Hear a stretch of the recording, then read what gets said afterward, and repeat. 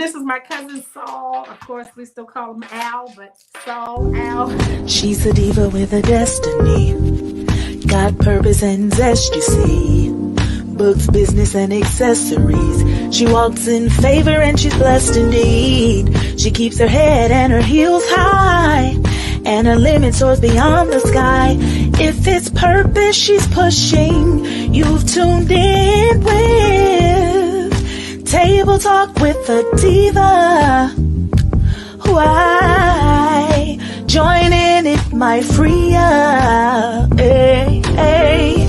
And if you're feeling down, come in. The enemy he's trapped won't win. For God has given you vision, and in the end you shall win. Hey.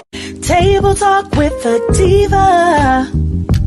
Why? Join in, it might free ya. Hey, hey.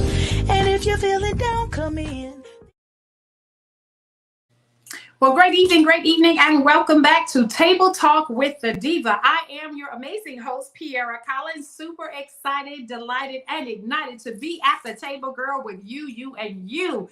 Listen, I need you to do me a favor before we get started. Please remember to tag, share, and like this episode, and go on over to YouTube and subscribe to my channel. I greatly will appreciate that.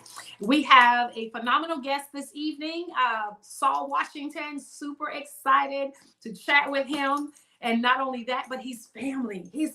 And so we know that family is forever. I don't care when we've seen them last. Family is forever, and family counts no matter what is going on. So we forgive quickly, and we continue to love one another no matter where we are in life. So get that out the way.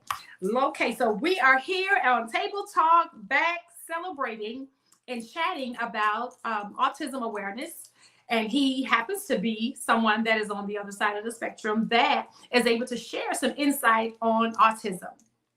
And so it is a phenomenal conversation because they're such amazing, phenomenal people that you can't help but love them.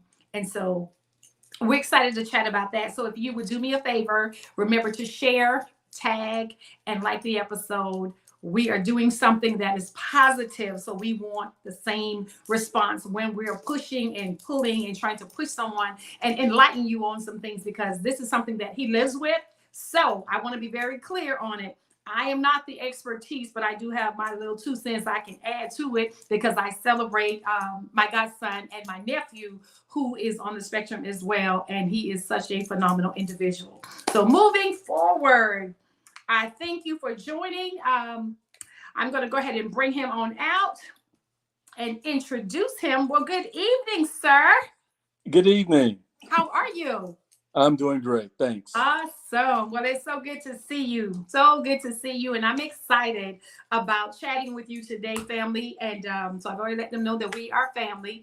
And so I am so honored to have you here to sit at your feet today and just hear what you have to say and share some insight on autism, because we know it is such a humongous topic. It's a humongous word, and a lot of people don't understand. I think if I had never had the opportunity to love on my godson, my nephew, LJ, I may not have really looked into it as much as I have, but because he is so dear to my heart, I had no choice but to know. So when we love something, we kind of tend to, do a little research and try to find out what's going on, what is happening, what is it about, all that good stuff. So we are here to chat a little bit. So it's not an interview. It is a conversation between you and I, just chatting and kind of enlightening some people, because they may have questions. Now, I will say, because I am challenged in my vision, family, I am not able to read the comments. I see some of them bumping up, but I'm not able to read them. So if you see something once we open up for comments or something you'd like to respond to, then please just let me know, and then we'll move forward into that. So with that being said, Table Talk is a platform where we try to give love in so many different ways, meaning we share because we care. And so when you love something, you have no problem with sharing. And so today, because this is a phenomenal topic, and I wanted to take the liberty to talk to you about it, this is what we're going to get into. So if you would do me a favor, first of all, introduce yourself. Just tell them a little bit briefly of who you are, and we'll roll into it. Okay. Well, first, my name is Saul Washington. I'm a retired Marine Master Sergeant with 27 years of active duty service. And from there, I finally pursued a lifelong passion of mine that helped get me through my autistic journey. Right now, I'm a professional illustrator. So, love of art and family support growing up helped me get through it. Initially, I was undiagnosed. I didn't find out until I was in my early to mid 30s. And that's when I found out was because my son, he's also on the spectrum, my youngest son. Okay. And so I'm more of along the Asperger end of the spectrum. With him, it depends on, like I said, with further education and assistance and continued occupational therapy, he Okay. can get to be the functional side. Got it. Got it. Okay. Okay. Okay. Wow. Well, this is going to be interesting because you have firsthand information. So I'm loving that part because a lot of people can kind of talk about it like me, you know, on, I don't want to say on the slide, but if I can say that, but you know, just kind of learning a little bit at a time. But this is your life. This is your son's life. So you live it every day, every second of the day. So you have a whole lot more insight on it. So I'm grateful for that, especially like you said, once you've been diagnosed. So with that being said, I thank you for sharing today, giving Table Talk your yes, and then also to me, family, for being open to share, because a lot of people are not willing to share. I've been through a little bit, reaching out to different ones, just asking about them open to share, and everybody is not willing to share. So again, I thank you and I honor you for this opportunity. I'm truly, truly grateful for that. So if you can, we started a few minutes late, so I'm not going to go into all of it. We have like icebreakers, but I'm not going to do that for the sake of time because I am a couple of minutes behind. So we don't want to roll into it. I want to get as much information, let you share as much as you possibly can this evening. So I would say with your diagnosis, I mean, what were some things that maybe if you can go back and you think as a child, things that you were doing now that you've been properly diagnosed, now that you know a lot of, you have more information and very distinctive things that you could call and say, you know what, back when I was a little boy, I was do this, you know, had no idea why I was doing these things or whatever. What are some of the things that maybe you were able to reflect back and realize that now you see, you know, the way you were growing up, maybe in some areas? Certainly. One of the things was I took in too much information.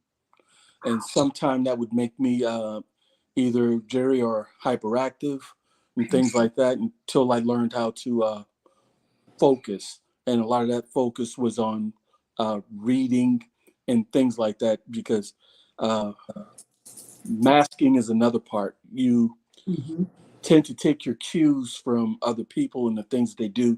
And you always feel like you don't have everybody has instructions that you feel that you're missing. Okay. And you always have to follow with everyone, and you always seem to be a little bit behind. Wow. And that was something for me. Okay. Wow. And I guess I can, when I reflect back with us growing up and so close together because our dad are brothers. They both are deceased and in heaven, but so grateful for that. But just, I remember you being, to me, I thought you were the smartest kid and the smartest little boy. And I remember you playing in the band, and I think it was the Bells, weren't you? Yes.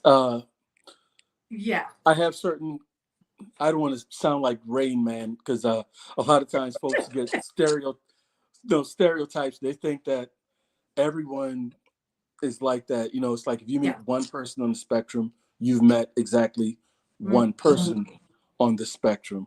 Right. And my thing was seeing patterns. And that's what music was to me, just seeing the patterns and following through.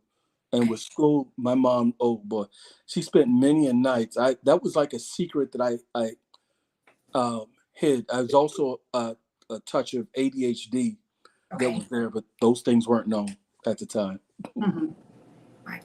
My God. Yeah. And so just looking, you know, judging from the outside, you were just smart and just, you know, just Al and wow. So, you know, he didn't know anything about that. No one that I knew was educated on autism. You know, it was always been around, but the first person, like I said, was my godson, LJ, when best friend who is now in heaven, when she called me and we talked about it, and she said, wanted to find details, and began to try to just kind of research and see what's what, because I had never heard of it. So I really did not know. And people back then, of course, we would just say he might be a little touched, but Right.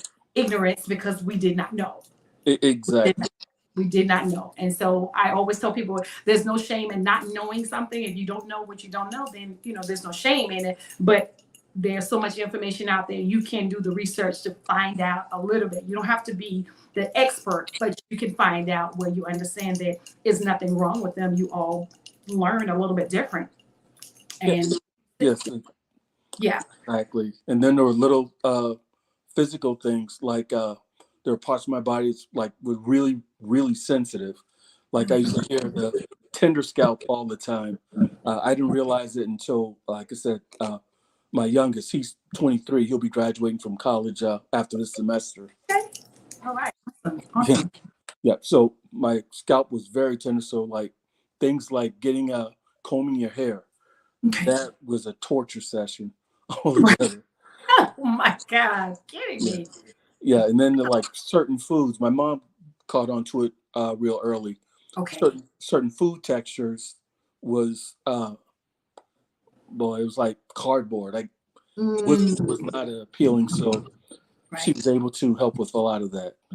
Wow. And now that you're saying this is some of the stuff that, of course, was detected even with LJ. He's nonverbal, but very smart, and constantly just always teaching us. And it's like, wow, he's smart. He just can't verbalize it, but he has his ways where he, makes certain sound. And who is actually my producer and backstage listening, when I look at some of his reels and his TikToks and how he's relating, and like he says, I know when he wants, something to drink, or I know when he's ready to eat, and I know that, and he has his way that he's taught him, which is teaching us.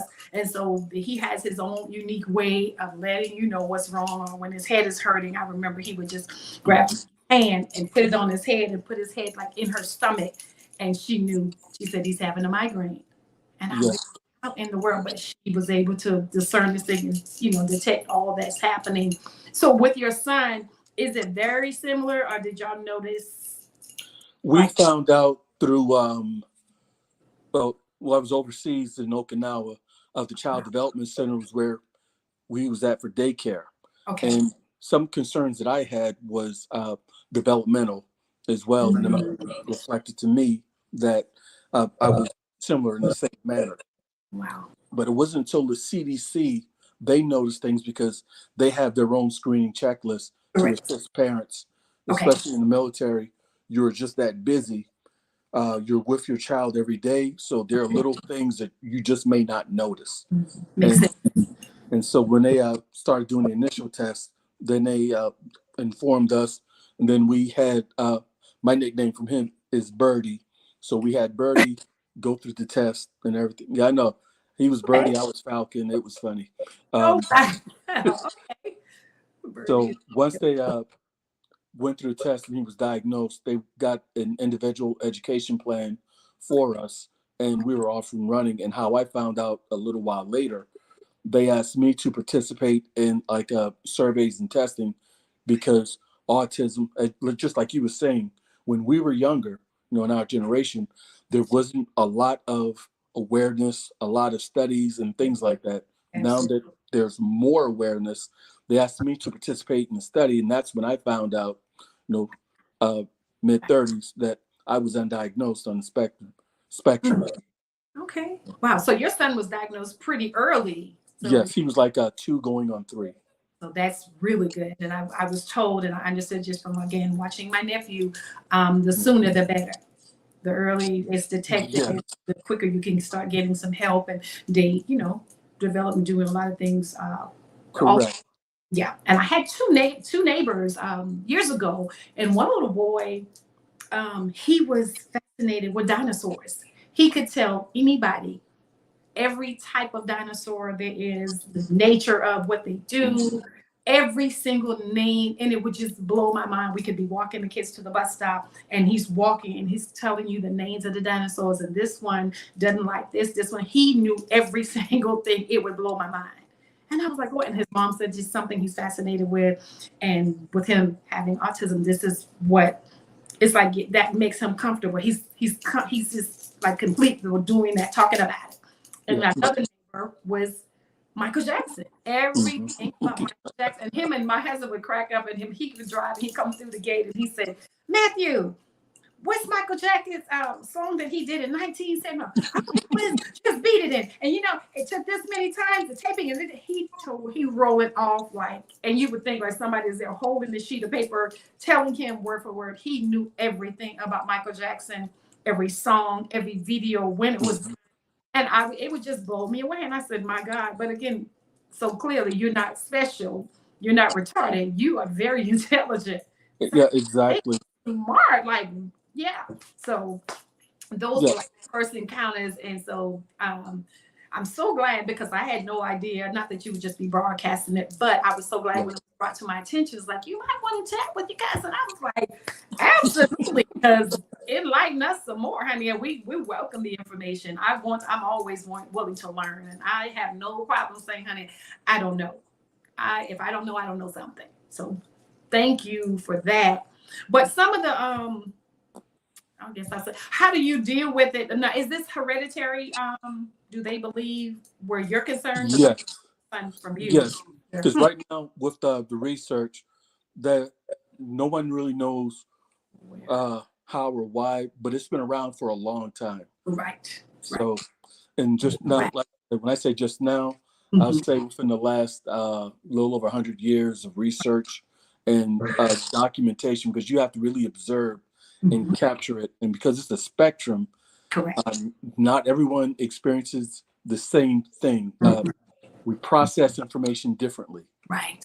That's the big thing, because like I said, with myself, and one of the most misunderstood something, just because you are functional, what that really means is it's less problems for the people that you deal with, but you still have to deal with it yourself. Right. And it becomes very exhausting. With me, because I was in the military, what helped was a lot of the repetition. That was number one. And two, with the Marine Corps in particular, there's an order for everything, to include eating and going to the bathroom. There's an order for everything. And it's just a matter of reading it, the orders, and following through. So that was also not a problem for me. And like I said, my thing was finding patterns. I was in maintenance logistics. So combing through a lot of reports, I could see discrepancies, find them, and make the appropriate action. So I was, it took care of me. It kept me out of a lot of trouble and things like that. That makes sense. That makes sense. That's good. Wow. Yeah. But still, I had to, recovering was real problematic, and it really put my family through its paces, because sometimes I needed to decompress, be away from everyone, because being the master sergeant takes a lot out of you, and there's a script to it. And so a protocol, so you knew what to do and how to act, but that wasn't you. And then you just have to decompose. And it's like I said, when I say masking, bear with me, but the best way I can describe it so folks can understand it, let's say the best way to fit in to any group that you're in, this is going to sound weird. Let's say you have to stand on your toes. Okay. And let's say this is like a 12-hour workday. You have to stand on your toes to be seen, to be heard, to be recognized. You're standing on your toes. And if you've ever stand on toes, or women know it more than I do, with heels, yes, it's tiring. It's fatiguing. Absolutely. It's like that mentally, and it just get worn out. It just wears you down. Wow. And the worst part about it is like when you mask for too long, you kind of get lost, and it's real hard to come back from it. Makes sense. Yeah, and the worst part is not to beleaguer this too long, but when you're unresponsive. There was an incident with Birdie when he was like 4. Okay. We were picking him up and he was bitten by a wasp. We didn't know he was bitten by a wasp on his back. His back is really sensitive. Right. Earlier in the day, he had fell. He had skinned his knee. You know, and they just had a little minor incident report letting us know, you know, if anything happened to your kid, like you drop him off and he comes home with a Band-Aid, they have lots of documentation telling you what happened. Right. They thought his leg was further bothering him because he just started screaming uncontrollably. And we didn't know, and he like shut down, and he was nonverbal, and that, and as you know from experience, is really scary. It is scary. Yeah. Wow. So. Wow. Oh man, that was like the best analogy, which was very powerful. If you can imagine walking around on your toes, like you said, women in heels. Yes, that is. Yeah. I'm like almost over it at this age. I'm just like, look, honey. So my husband was like a week ago. Look here, if I don't put on another high heel, baby, I've done that. I'm over it, honey. So if I'm gonna put my flats on, be okay. I'm sorry if it ain't sexy enough. I'm so sorry, but you can do it. I'm over the high heels. I saw Mary on a reel this morning. She said, I got my makeup done. She said, but I'm over it. I don't want no makeup on. These no eyelashes on. She said, all this stuff getting on my nerves. I've been wearing this my whole career. I'm over it. So I could relate, not to the makeup part, but just, you know, when like, honey, but yeah, when you talked about that analogy with the high heels and on your toes, I couldn't imagine. I could not imagine. So just my heart just kind of flooded when you was just talking about that. And so as you're saying, you're having a mass. So when you go home. Yeah, it's like be another person when you have to that part. come home and deal with everyone, and it's coming down from that. It's coming down. Wow. Yeah, it's really hard, especially for the people close to you who really know you. Right. And you're trying to be, you know, yourself. So I had to make a decree early on in my career. You know, the Marine wasn't allowed in my house, and Saul Washington wasn't allowed at work. Come on. That's how I had to take it off. That's right. Take the hats off and leave it there. Look here, buddy. I love it, and that's like in marriage anyway. I mean, if you really tune in, like you may have been this, and I have a lot of you know, pastors, wives, and people that I know and that, you know, in good relationship. And so they'll be like, and one lady said to me one day, she said, honey, he don't know how to take his hat off. You're going to have to leave that bishop robe at that church because you ain't coming up here with this right here. And my old bishop was crying up, and he would always say, he said, Sister Battle would tell him, did I preach good? Yes, you preach good. Now take out the trash. Like, yeah, that's over with. Now you home, you husband in the husband role, so you got to switch roles. And so he would make a joke about it, but I would love when he would talk about it. He said, you got to know when to switch it out. But dealing with what you're dealing with, I'm sure it was a little more difficult for you, you know. Yeah, because like I didn't know something was going on, and my mom, she agreed to help keep my secret and help me along. And what I meant by keep my secret was it always bothered me growing up that I'm sitting in school, I'm really trying, but I couldn't keep up with everyone. So I spent many late nights going back over the lessons that I should have learned hours earlier. You know, that was because at the time, to me, that was embarrassing. I couldn't show that I couldn't do it, and I just worked really hard at it. And you know, so I always thought I was in denial. I thought something was wrong with me, but I just didn't know what it was. Didn't know what it was. Yeah. And I mean, everybody, I'm sure as the viewers are watching, can attest to when something is going on in your body. You know your body, you know something's wrong, but you don't know what it is. It's not a good feeling. And that's just like for me with anything. If, you know, I told my husband, I don't feel well. He said, well, what's wrong? I said, I don't know. I just feel, I don't know. I can't really describe. I can't tell you what, but I just know that something is not right. I'm not feeling like myself. So I understand on that level, not to the degree, you know, with autism. And I love, Lord knows, my favorite. Yeah, well, like you said, that's where family came in. I was growing up. I didn't have to really put up with bullying or anything like that, because our family runs deep. You I already. never worried about You any of know. that. So, You growing up, already know. That's right. because I only had one instance where someone attempted. Mhm. A friend told cousin Wesley, I never had that problem ever again. So, like, God. and then family was always patient and, Baby. and accepting. Anybody Nothing. outside the family, not as much, Right. but family was always patient and accepting. And that helped me get through a lot growing up.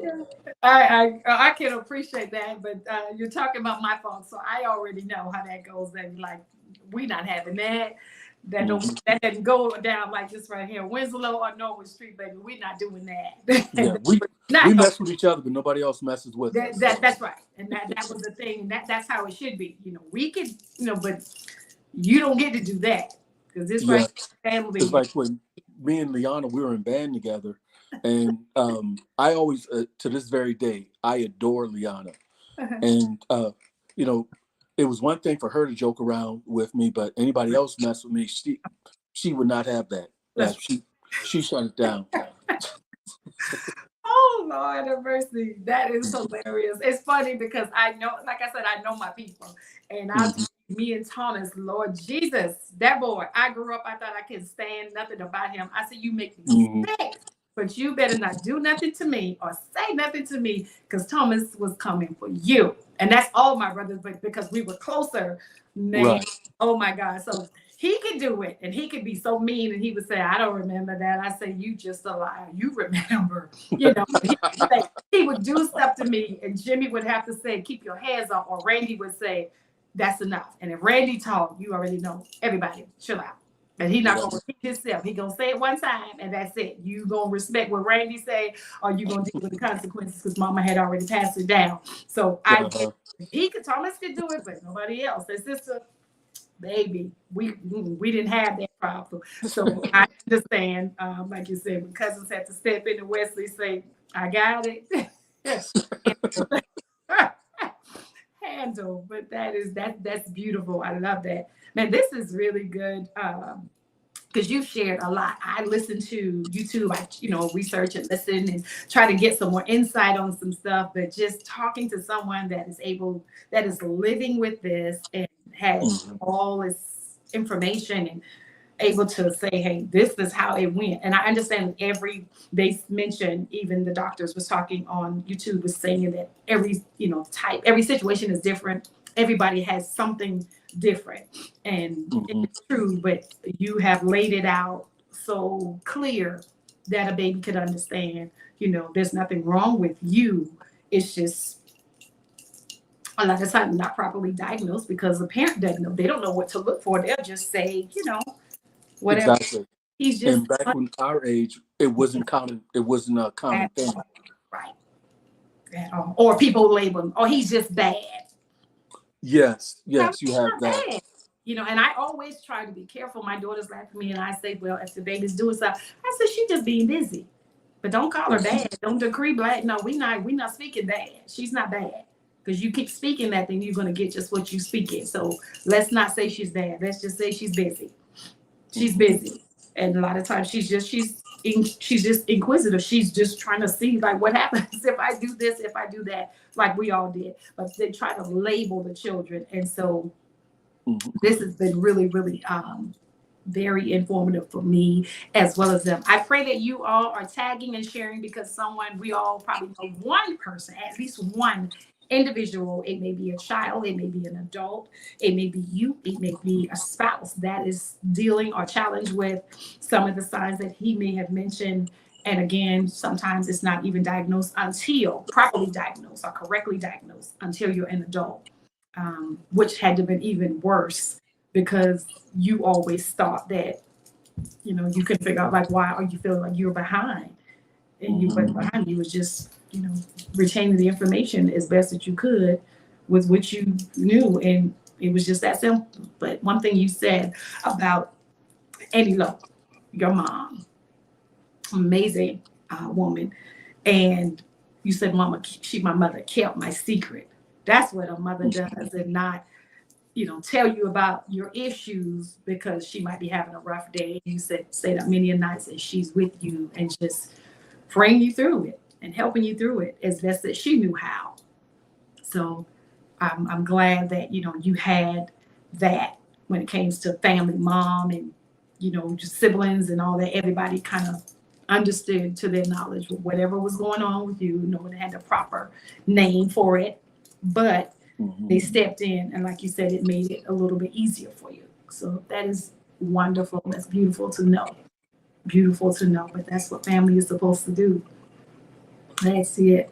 Well, if you have any if you could talk to a group of people that are dealing with this, that is on the spectrum, what is something that you could leave with us, maybe to encourage them, something that maybe you wish you had done, or maybe something you've adjusted and that you're doing now to help you in some kind of way? It doesn't matter what it is. One thing is, well, just a couple of things. I'll say, like, if you're dealing with a child, if you're a parent, definitely be involved, because education really helps. And unfortunately, not a lot of states or counties are equipped to handle it. I was fortunate. I was in the military community to have the exceptional family member program. So they didn't send me anywhere where resources weren't available. But even then, I still had to actively be involved, because it was like they were using it as a little chess piece. We found out from an anonymous email from one of the teachers, because they didn't like what was going on. Just like he was like first and second grade, even though the state and county had resources, not all schools, it was not all at one school. So they consolidated at a particular school. And what they failed to tell us, according to them, was that all we had to do was request for him to be bused to that particular school that had the resources. They didn't let us know that. And so when there was deemed to be failure in his individual education program, they would try to petition for more money to come to them. And so when we found out about that, I really had to control my temper, because it was, it's like, it's just a kid. Don't do that. Absolutely. So Absolutely. Yeah, and then it really made me a little irate, because the teacher at the time, she said, well, her son's on the spectrum as well. And I was like, well, then why are we even here talking like this? So it was that. And we had to deal with his shutdowns when he come home.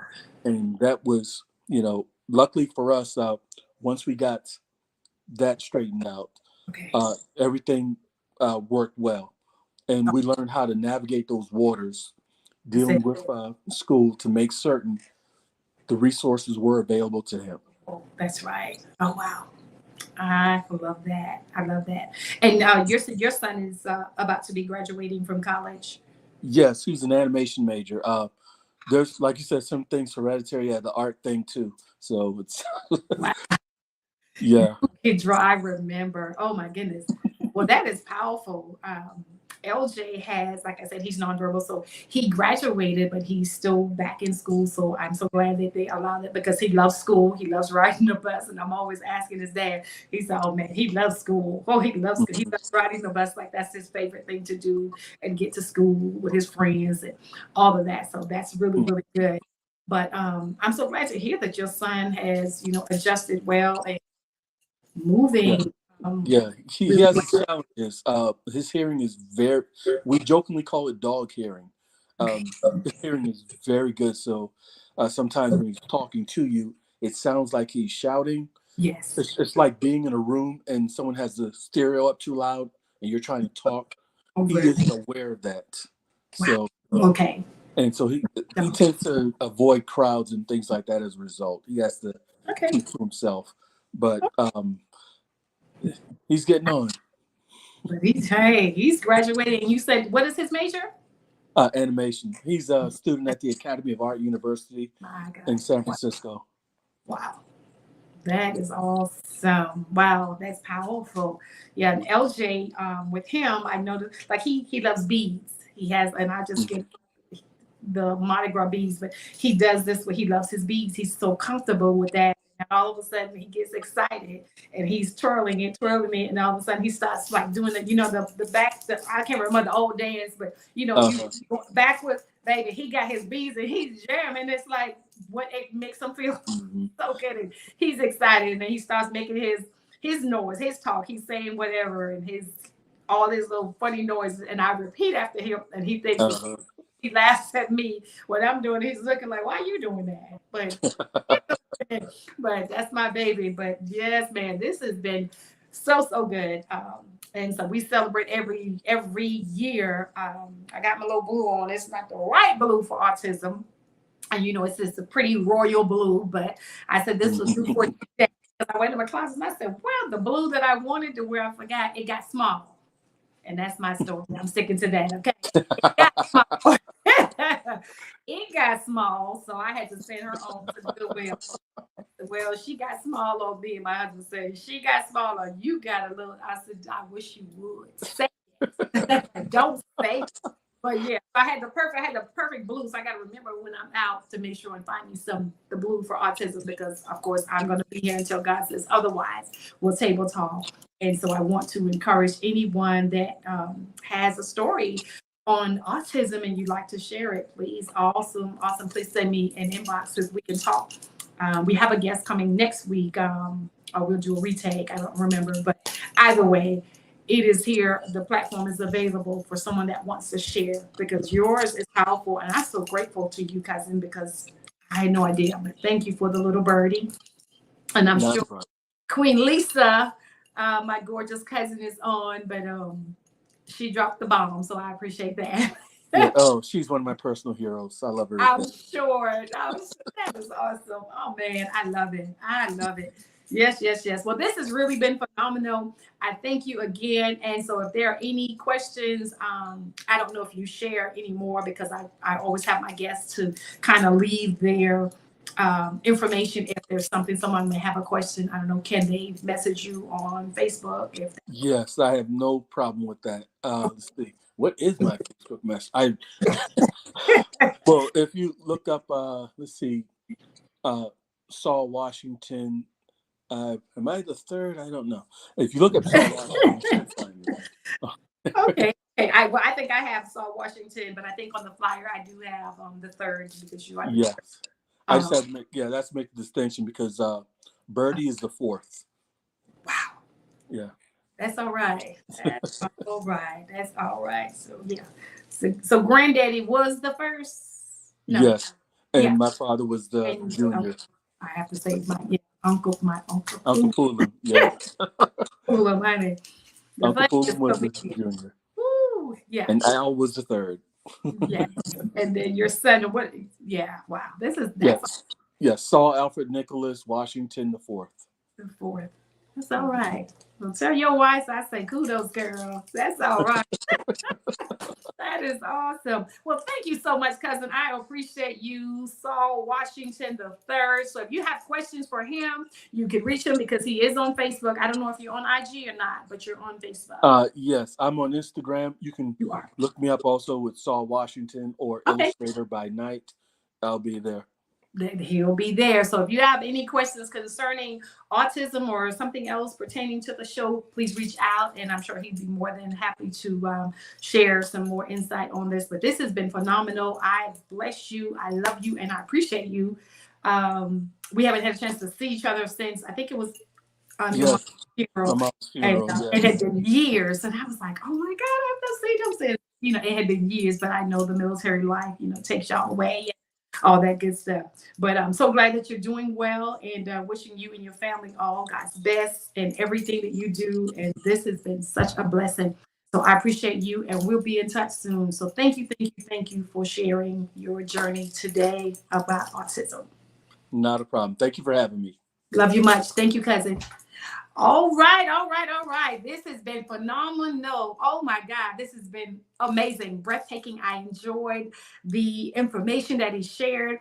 Please go back and listen to the replay if you missed any, and if you have someone that you really care about that is dealing with autism, or even if you may have seen some signs and they may not have been properly diagnosed, you might want to tell them, take a look at this episode, and just maybe there's something that will jog the memory that calls and say, well, I am dealing with such and such, or my kid or my grandbaby or somebody that I know is challenged in this particular area, and we may need to get them diagnosed. We need to have them go to the doctor and let's get checked out. So information is power. I am so elated for your time, your support, and tuning in tonight. And it's always a blessing. And so one thing before we go, I want to say, Maya Angelou said it best. She said, people may not remember what you did. People may not remember what you said, but people will always, always remember how you made them feel. So be careful how you are handling or mishandling someone, because you never know what they are maybe challenged with or what is going on with them. You just never know. So let's not prejudge and trying to size somebody up, because again, this could be an issue that they may have not been properly diagnosed, or it could be something that they're maybe just embarrassed about and didn't really know how to channel certain behaviors or conversations. So like he said, his son, he kind of stays to himself. He tries to avoid crowds and that type of thing. Well, that helps him. And him at work, you've heard the challenges that he's faced on his job. My goodness, standing on your toes. And we as women, we wear the heels and we know how uncomfortable. They may be cute. We done spend a little change on them, but Lonnie, girl, when it's time that feet get to hurt and you want out them shoes, like, girl, look, I done came through. That's a wrap. Taking them all, put them back on and walk back out the door gracefully, but at what cost? So be mindful how you are treating people. That is so important. So we want to love on someone, hug on someone today. It may be the only love that they've received. So I ask you kindly, remember to be kind, give what you want to receive, and God will bless you for it. So I am the Diva, and we are out. So thank you so very much for tuning in. Remember to share, and support on YouTube. Go over to the YouTube channel and subscribe. I love you. I'm your auntie, the Diva, and I'm always here for you. I want to see you win. Until next time, we'll see you. She's a diva with a destiny. Got purpose and zest, you see. Books, business, and accessories. She walks in favor and she's blessed indeed. She keeps her head and her heels high, and her limit soars beyond the sky. If it's purpose she's pushing, you've tuned in with Table Talk with the Diva. Why? Join in, it might free ya. Hey, hey. And if you're feeling down, come in. The enemy he's trapped won't win. For God has given you vision, and in the end you shall win. Hey. Table Talk with the Diva. Why? Join in, it might free ya. Hey, hey. And if you're feeling down, come in.